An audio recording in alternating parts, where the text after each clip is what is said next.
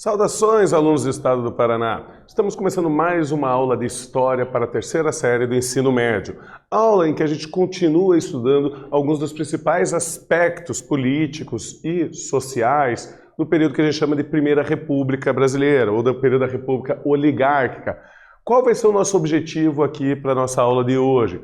É justamente compreender duas das grandes revoltas populares que houve nesse período. É compreender a Guerra de Canudos e a Guerra do Contestado.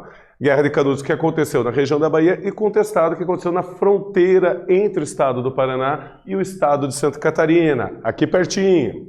Né? E fazer uma comparação de como ocorreu esses dois grandes movimentos sociais no período da Primeira República.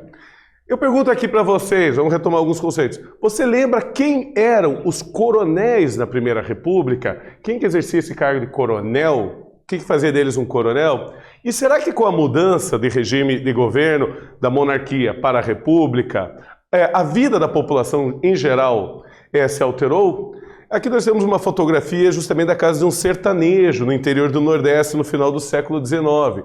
Olha a simplicidade da casa em que ele vivia. Será que a República trouxe realmente as suas promessas de progresso justamente para essa população? Então vamos lembrar aqui, quem eram os coronéis? Bom, os coronéis eram líderes de famílias poderosas de cada região e dominavam a política local, induzindo o voto dos eleitores. Vamos lembrar que uma das características importantes da Primeira República é que o voto era aberto. Então, esses coronéis, eles conseguiam ter certeza de quem estava votando nos candidatos apoiado por eles.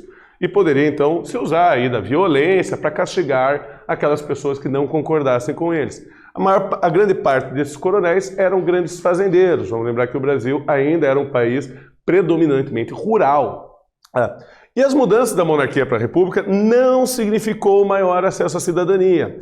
A maior parte da população vivia no meio rural e era constituída por pessoas pobres, com poucos direitos políticos. E essas pessoas pobres que tinham poucos direitos acabavam se submetendo às vontades desses coronéis, que passavam aí a ter um grande poder local, formando aí oligarquias. Isso é, uma pequena elite que essa sim tinha o poder político de verdade, de fato, né, nesses estados.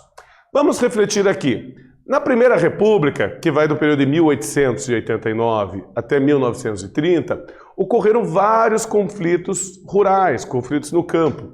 Entre eles, a Guerra de Canudos, que durou de 1896 a 1897, e a Guerra do Contestado também. Essa durou 4 anos, entre 1912 e 1916. Aqui nessa imagem nós temos justamente a imagem do líder do Arraial de Canudos, que era um beato chamado Antônio Conselheiro, e nós temos aqui um dos líderes da Guerra do Contestado, que era o monge José Maria. Tá? O que será que esses dois movimentos têm em comum? Isso que a gente vai começar a perceber aí a partir da aula de agora. Tá? Você vai ter uma grande revolta, então, contra a exclusão social. No mapa aqui, eu destaco para vocês em vermelho justamente a localização do Arraial de Canudos, aí no interior da Bahia. No final do século XIX, a exclusão do direito ao voto, à cidadania política, a carestia, o desemprego, o autoritarismo e o descaso dos governantes da República com a maioria da população contribuíram para o surgimento de vários movimentos de contestação e rebelião populares. Vamos lembrar que, além deles ficarem submetidos aos coronéis, que acabavam impondo a sua vontade política sobre essa população mais simples, vamos lembrar também que o sistema eleitoral no Brasil proibia o voto dos analfabetos.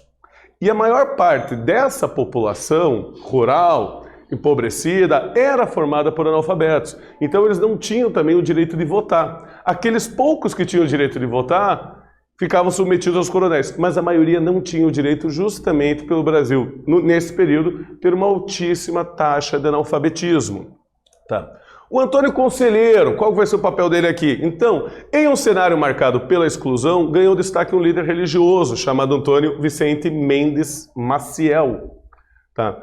Chamado de Conselheiro, que ele andava pelo sertão, fazendo mutirões, reformando igrejas e cemitérios e ajudando pessoas. Sua fama logo se espalhou e milhares de pessoas passaram a segui-lo. Conselheiro fazia pregações religiosas, sendo considerado um líder messiânico. Vamos lembrar aqui que Antônio Conselheiro ele era um beato. Isso quer dizer, ele não era padre da Igreja Católica, mas ele era uma pessoa que tinha muito carisma e compreensão religiosa. E ele saía pelo interior do Nordeste justamente incentivando as pessoas a fazer esses mutirões para preservar a igreja, para reformar a igreja, para ajeitar o muro do cemitério e por diante. Tá? E com isso ele foi ganhando fama e passou a fazer cada vez mais pregações religiosas e adquirindo seguidores entre essas classes mais populares. Tá? Quando que ele vai se formar o Arraial? Bom, no sertão da Bahia, em 1893, os seguidores de Antônio Conselheiro começaram a construir um povoado, que foi chamado de Belo Monte. Depois passou a ser chamado de Canudos. Os habitantes do Arraial eram, em sua maioria, sertanejos pobres, que fugiram do desmando dos coronéis e do desemprego, em busca de uma vida melhor.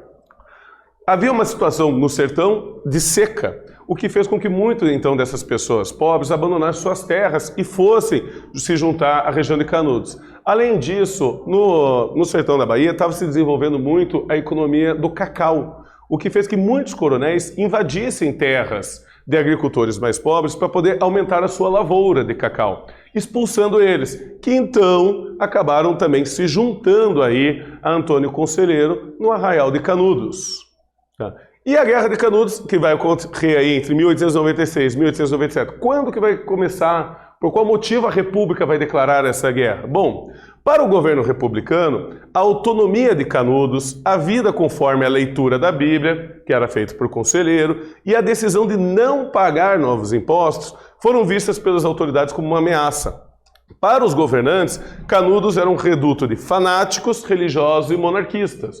Veja, Canudos não estava pagando impostos. Isso era um problema para o governo. Sem contar que Canudos não tinha, por exemplo, uma eleição para prefeito que pudesse ser manipulada com o Valdo Cabresto, porque a liderança deles era absoluta por parte de Antônio Conselheiro.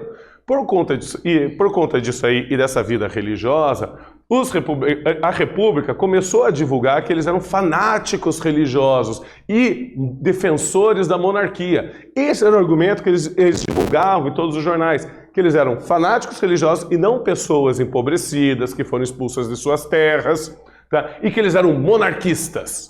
Isso aí era o argumento que a República usava contra o Arraial de Canudos. E o que vai acontecer na Guerra de Canudos, propriamente dito? Bom, o governo enviou 4 expedições contra Canudos. As 3 primeiras foram derrotadas pelos sertanejos. Apesar da pobreza, eles enfrentaram o exército brasileiro e ganharam. Na última, ela contou com 6.000 soldados, dinamites e canhões. E houve o verdadeiro massacre do Arraial de Canudos, matando toda a população, mesmo aquela população de mulheres e crianças, pessoas que não se envolveram na guerra, eles mataram. Tá. Pelo menos 30.000 pessoas morreram nessa 4ª expedição contra Canudos.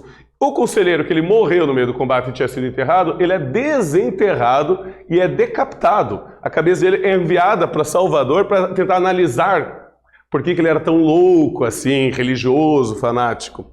As casas foram totalmente incendiadas e o arraial destruído. A saga de Canudos foi descrita sob o olhar de Euclides da Cunha, na obra Os Sertões, esse grande livro aí para a história do jornalismo brasileiro. O Euclides da Cunha ele começa a reconhecer, ele vai para Canudos achando que ele ia narrar a ida do progresso para Canudos, que ele ia ver uma população primitiva. E no meio, ele muda de ideia, ele começa a ver a força do sertanejo, começa a ver as agressões do exército e o despreparo do exército brasileiro, que não tinha o equipamento correto para lutar num clima quente do sertão. Eles usavam uniformes como os europeus. Vamos lembrar que a Europa é um lugar de clima frio. Então ele acaba fazendo todas essas denúncias no livro dele. Tá? O qual eu trouxe uma partezinha do livro dele aqui para a gente ler e responder uma atividade. Vamos ler aqui na atividade. Canudos não se rendeu. Exemplo único em toda a história, resistiu até o esgotamento completo. Vencido palmo a palmo, na precisão integral do termo, caiu no dia 5. Ao entardecer, quando caíram seus últimos defensores, que todos morreram, eram 4 apenas, um velho, 2 homens feitos e uma criança, na frente dos quais rugiam raivosamente 5.000 soldados. Olha que texto bonito, e olha só a condição em que foi a resistência de Canudos. De acordo com o trecho, como terminou a Guerra de Canudos e como ele caracterizou a atitude dos sertanejos. Vocês vão ter um tempinho aí para pensar e eu já retorno.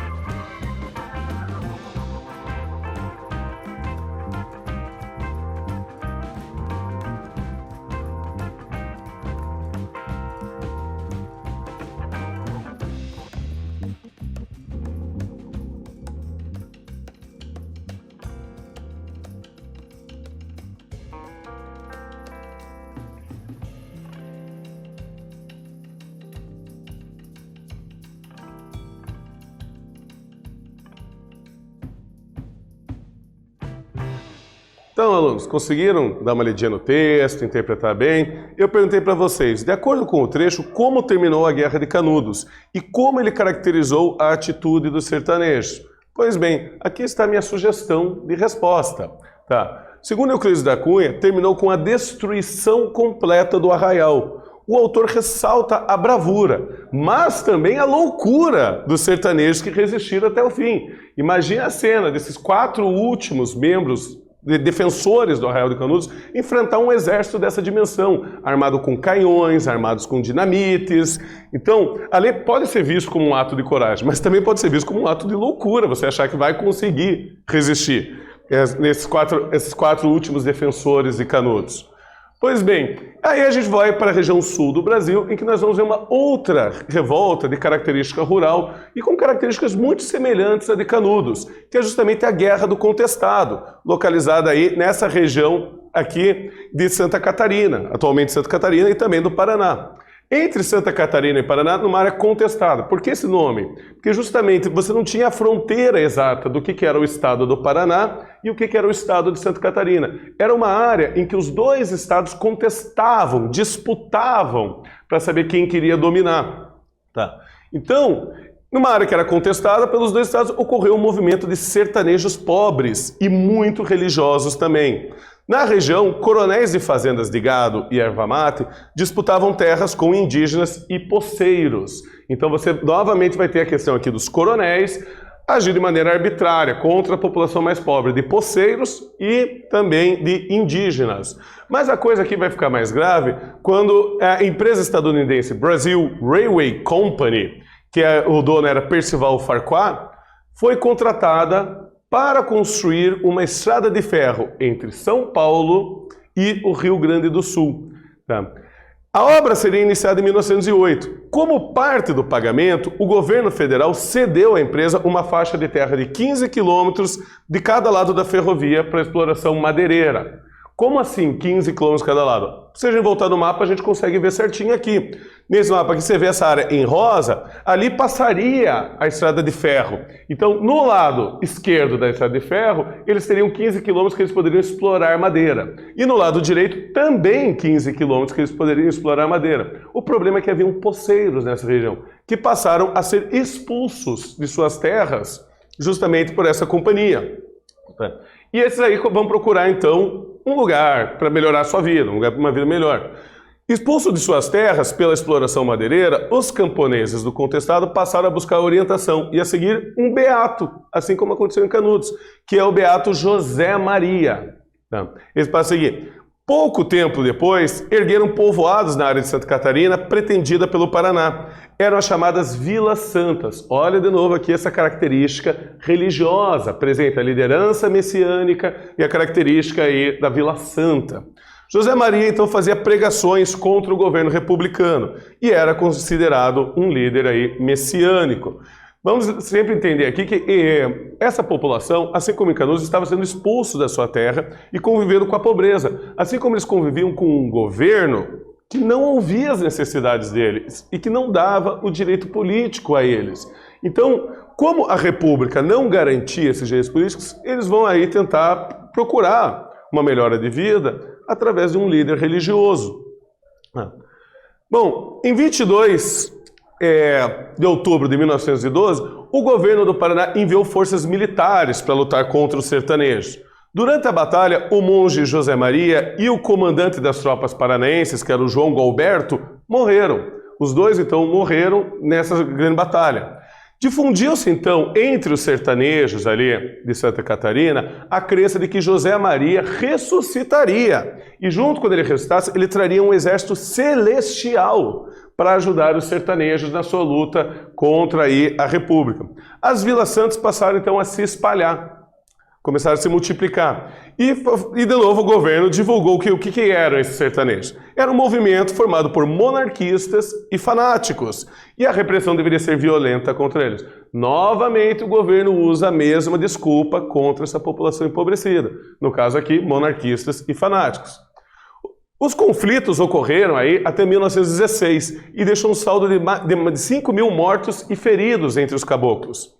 As vilas santas foram arrasadas e os camponeses fuzilados ou queimados.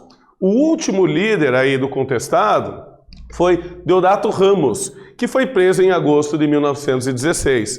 Em outubro de 1916, o Paraná e a Santa Catarina assinaram um acordo determinando os limites das suas fronteiras. Então, aí foi estabelecido exatamente a fronteira do Paraná e Santa Catarina. Destaque aqui para essa família de sertanejo que se rendeu à força dos oficiais, a situação de pobreza que você pode ver no rosto, na vestimenta deles. Veja que em nenhum momento o governo abordou a questão da necessidade econômica dessa população. O que nos leva aí a mais uma atividade da nossa aula de hoje, a última, em que eu pergunto, compare o movimento de Canudos e o contestado, estabelecendo pontos em comum entre eles. Vocês vão ter um tempinho aí para pensar e eu já retorno.